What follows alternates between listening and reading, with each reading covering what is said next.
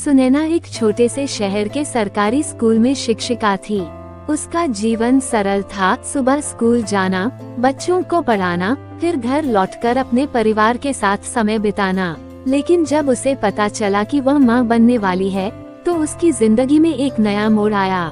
गर्भावस्था की खबर सुनकर जहां उसके परिवार में खुशी की लहर दौड़ गई, वहीं स्कूल में उसके सहकर्मियों की मिश्रित प्रतिक्रियाएं थीं। कुछ ने उसे बधाई दी, तो कुछ ने उसके काम करने की क्षमता पर सवाल उठाए। स्कूल प्रशासन को चिंता थी कि क्या वह अपनी जिम्मेदारियों को ठीक से निभा पाएगी। गर्भावस्था के शुरुआती महीनों में उसे अक्सर थकान महसूस होती, लेकिन उसने हिम्मत नहीं हारी। वो बच्चों को पढ़ाने में वही उत्साह बनाए रखती जो पहले था। परंतु जैसे जैसे समय बीतता गया, चुनौतियां बढ़ने लगीं। कुछ सहकर्मियों ने उसकी मदद की, लेकिन कुछ ने उसकी स्थिति को लेकर कटाक्ष भी किए। वे कहते, इतनी हालत में भी काम कर रही हो, आराम क्यों नहीं कर लेती। सुनैना को इन बातों से दुख होता, लेकिन वह जानती थी कि शिक्षा एक ऐसा पेशा है जिसमें निरंतरता आवश्यक होती है। वो नहीं चाहती थी कि उसकी अनुपस्थिति का असर बच्चों की पढ़ाई पर पड़े। कभी कभी उसे खुद पर संदेह होता, क्या वह सच में अपने काम और मातृत्व के बीच संतुलन बना पाएगी। वो रातों में जागकर इस बात को लेकर चिंतित रहती कि क्या वह एक अच्छी मां बन पाएगी। उसे बच्चों से बहुत लगाव था, और इस नए जीवन को जन्म देने की खुशी के बावजूद उसे यह डर भी सताने लगा कि क्या उसकी प्राथमिकताएं बदल जाएंगी। घर पर उसके पति और सास ससुर ने उसका पूरा सहयोग किया। वे चाहते थे कि वह जितना संभव हो उतना आराम करे, लेकिन सुनैना की प्रतिबद्धता और जुनून उसे स्कूल जाने से रोक नहीं सके।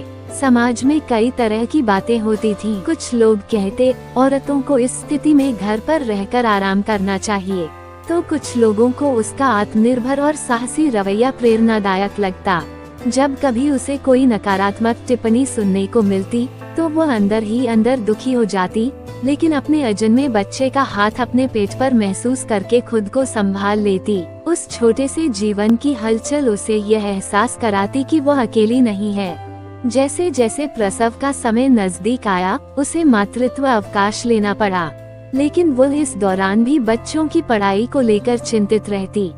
उसने ऑनलाइन माध्यम से छात्रों की पढ़ाई जारी रखने की योजना बनाई और स्कूल के दूसरे शिक्षकों को भी मदद करने के लिए तैयार किया।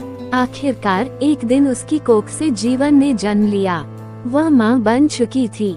जब उसने पहली बार अपने बच्चे को बाहों में लिया, तो उसकी आंखों से आंसू छलक पड़े। ये खुशी के आंसू थे, लेकिन उनमें कहीं न कहीं बीते महीनों के संघर्षों की भी झलक थी। उसे यह समझ आ गया था कि मां बनना सिर्फ शारीरिक बदलाव नहीं, बल्कि भावनात्मक रूप से भी एक नया जन्म लेने जैसा है।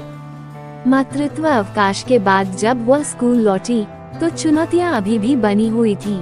अब उसे घर और स्कूल दोनों जगह अपने कर्तव्यों को निभाना था। कभी कभी जब वह अपने बच्चे को छोड़कर स्कूल के लिए निकलती, तो उसकी आंखें नम हो जाती, लेकिन जब वह कक्षा में बच्चों को पढ़ाने लगती, तो उसे लगता कि वो दोहरी जिम्मेदारी निभा रही है, एक मां की और एक शिक्षक की। उसकी कहानी सिर्फ एक शिक्षिका की नहीं, बल्कि हर उस महिला की कहानी है जो अपने कर्तव्यों और मातृत्व के बीच संतुलन बनाने का प्रयास करती है। सुनैना ने ये साबित कर दिया कि एक मां होना कमजोरी नहीं, बल्कि एक शक्ति है।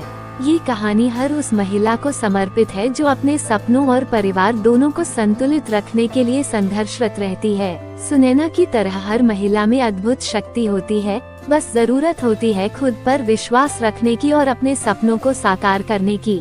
मां बनना सिर्फ एक भूमिका नहीं, बल्कि एक भावना है, एक ऐसा अनुभव जो दर्द, खुशी, डर और साहस से भरा होता है। और जब एक महिला अपने मातृत्व और करियर को एक साथ संभालती है, तो वह समाज के लिए एक नई मिसाल कायम करती है।